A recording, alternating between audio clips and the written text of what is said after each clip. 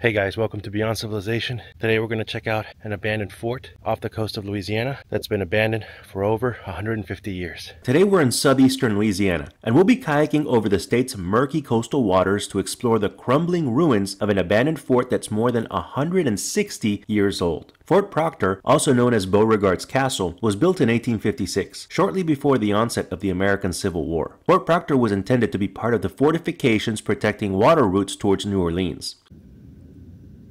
The fort's remains are located about a mile offshore, and as I set off in the kayak, I'm not quite sure what to expect.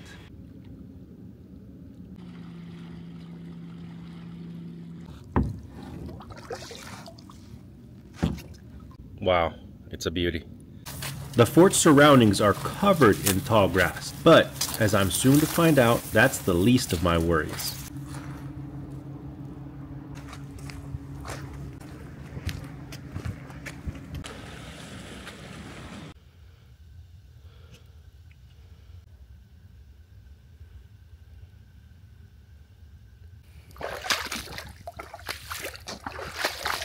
It's amazing.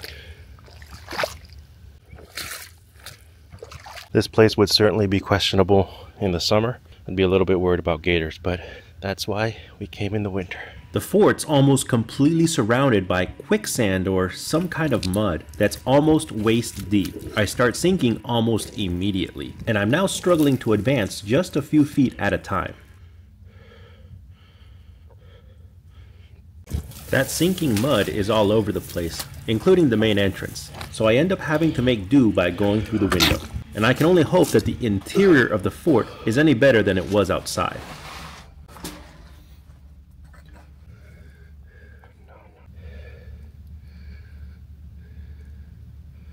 Perhaps the residents of the city still had the 1814 Battle of Lake Borgne fresh on their minds, in which the British had advanced up the lake and defeated a small U.S. Navy flotilla of gunboats, before attacking the city of New Orleans itself. Construction began on this mighty fort to protect the coastline. Upon completion, it would be provided with 12 32-pounder seacoast guns, 8 flank howitzers, and 11 8-foot heavy seacoast howitzers.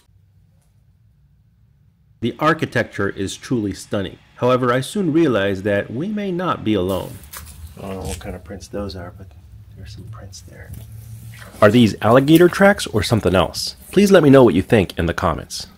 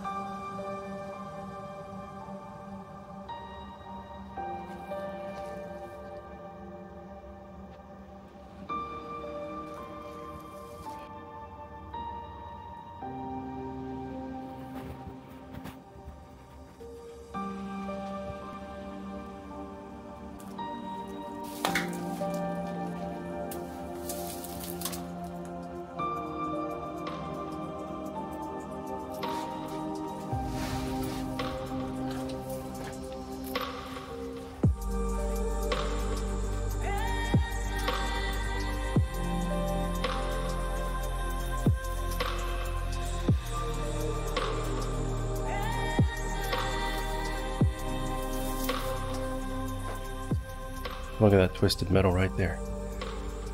The power of nature.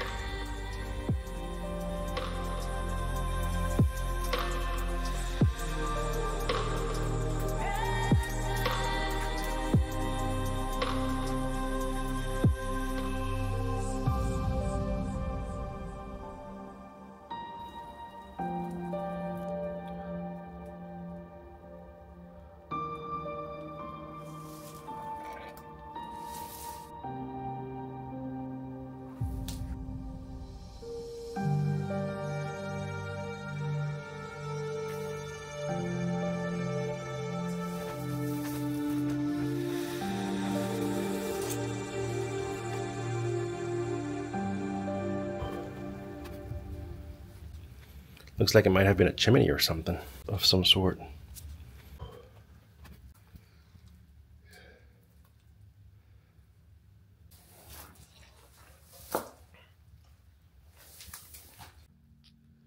It looks like this is what's left of potentially one of the few inner chambers of the fort. Let's see if we can get in there. You haven't seen much of my struggles, but this place is very slippery.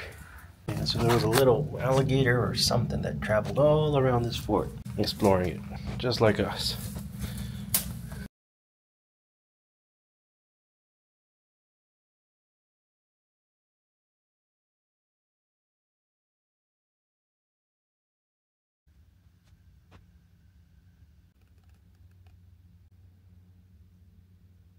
So this place is amazing. It hasn't disappointed, but you have to be careful if you do choose to come at your own risk.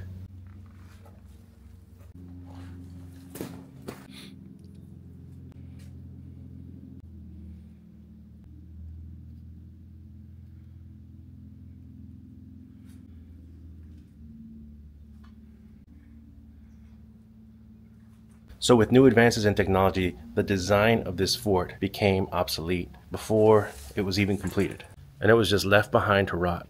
Shortly after it was completed, a hurricane damaged the structure, and before it could be repaired and put in service, the Civil War erupted, diverting attention from the site. By the time anyone had the time and energy to put the fort into use, improvements in artillery had already made the design of the fort obsolete, and eventually it was simply left to rot. Although in 1978, it was finally listed on the National Register of Historic Places. Only accessible by boat now, Fort Proctor is completely surrounded by a mixture of waist-deep mud and water, and is also partially flooded on the inside. During construction, the fort had two innovations in its design that were unusual for their time: the inclusion of comfortable living quarters, including bathrooms, and the extensive use of structural iron in its construction. Thank you so much for coming along with me on this adventure. Please don't forget to like this video if you enjoyed it, and feel free to subscribe to my channel if you'd like to come along with me on my future adventures. I'll see you on the next one.